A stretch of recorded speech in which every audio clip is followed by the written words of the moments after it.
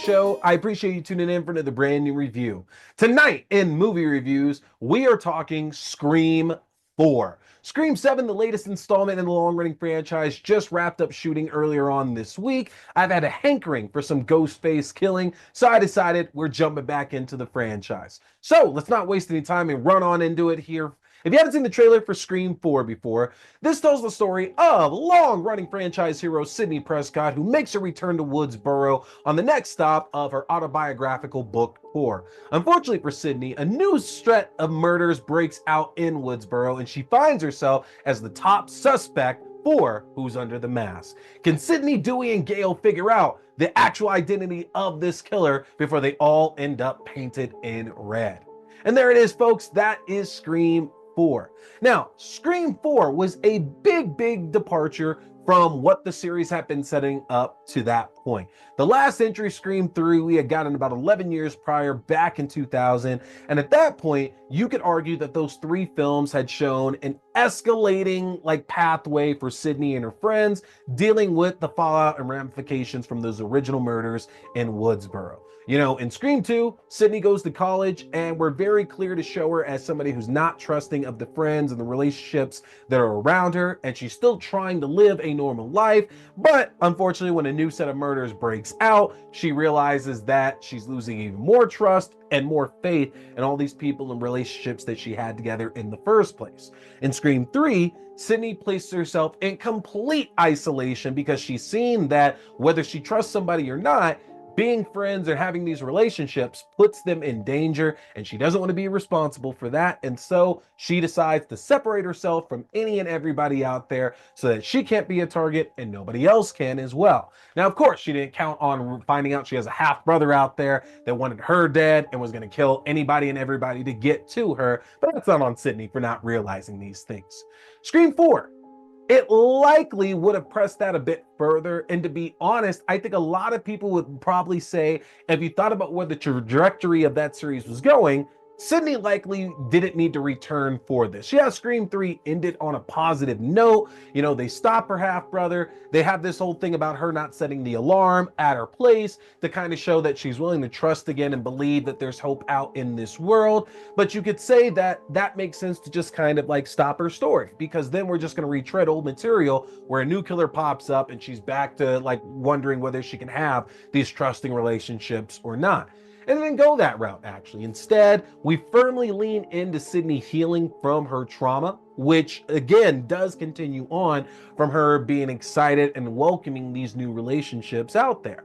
And she's decided to embrace the horror of her past. She's able to talk about it some. She's now a successful author. And like I said, she ends up back in Woodsboro when this new string of murders end up setting themselves out. Now, looking at her friends there as well, you know, Dewey is now the sheriff again back in Woodsboro, has moved firmly on from his Hollywood connections. And Gale and Dewey, who are now married, finds herself unable to really progress with her career. Now, that's big for Gale, because what we've seen in the franchise thus far is that she's used every single event that we've been privy to boost her career up. Whether it was Maureen Prescott's murders originally, what happened in Woodsboro with Billy and Stu, the deaths at Windsor College, what happened in Hollywood on Roman's set, all of these things she's been able to use to propel herself further and to actually boost that career up. But now that things have kind of died down, it's been years and years and years at this point, there's not much going on for her. So we see her arc across this film is Gale struggling to find a way to keep herself relevant. And I think that speaks a lot to the horror world and the Scream franchise in general, because horror franchises with each subsequent entry become less relevant and people stop looking into them, stop taking them seriously, and they stop really caring about those early entries that had this big impact. And that is obviously a direct correlation to what Gale is going through here with her story. And the big thing about this, about these older characters, is that Gale is definitely the one who gets the most to show out here in this offering. Honestly, there's not much here for Sidney or for Dewey to really be doing. Sidney plays an integral role to the motivation of one of the Ghostface in this film for sure, but realistically, her story arc isn't actually going anywhere over this film. And with Dewey, that's no harm, no foul.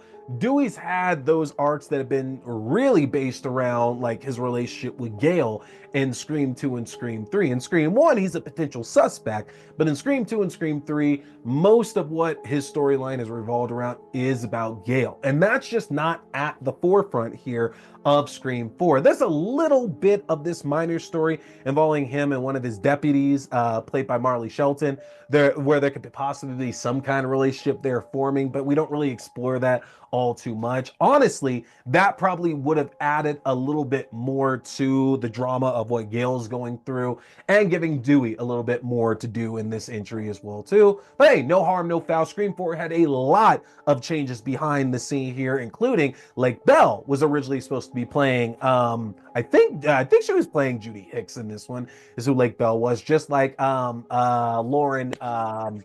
Lauren Graham was supposed to play Jill's mom in this one as well. Which, speaking of, so we get our older cast, but Kevin Williamson brilliantly allows us to kind of split the deck here between what we need to see and bring back that older cast, and also introducing our younger leads that new fans to the franchise are most assuredly going to end up focusing on. Because you can't just obviously erase Sidney, Gale, or Dewey. That's for us old heads in the franchise. So instead, we bring around the new set of kids here who are the target of Ghostface.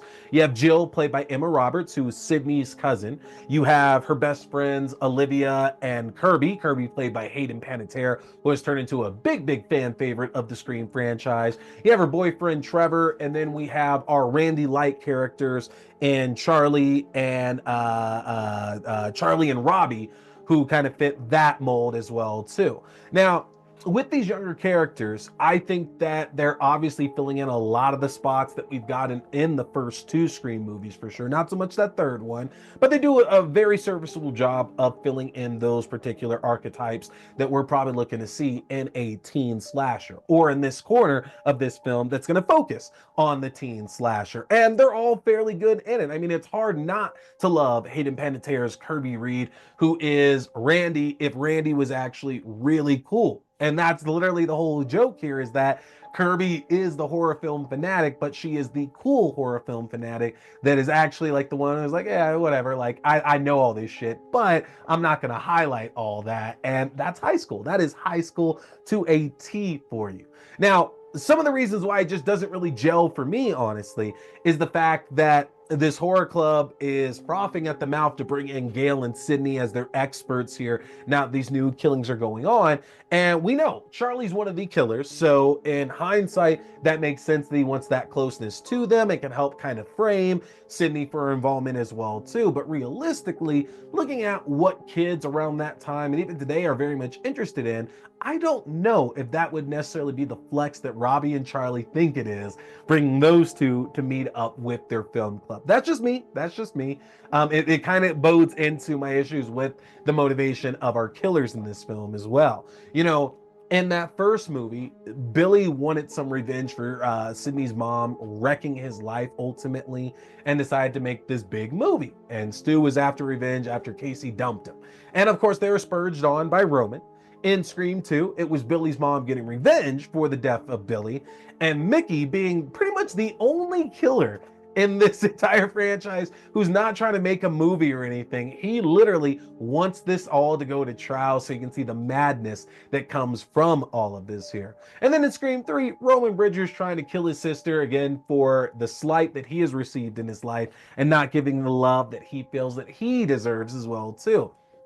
With Jill though here, Jill's whole thing is that she wants the fame, she wants the attention, she wants the focus that Sidney has got, and she wants that clout so that she can have her own life become this great big thing. And spurned on from a boyfriend who's cheated on her and treated her terribly, friends who she doesn't really ultimately care for, Jill is going to do any and everything to get what she wants. Now, this is probably the biggest disappointment of the Scream franchise, that we didn't get the original intention for where all this was going to go, because there were talks the idea was that Jill would survive the ending of this film and go on to college. And yeah, she'd still be the bad guy, but she's now kind of our Ghostface, because the original idea was that if we saw a Scream 5, we'd follow Jill in college as one Ghostface battling another who knows who she is. And maybe it's like an American Psycho 2 situation, who knows? But I do lament us losing that, because that does sound like the most interesting iteration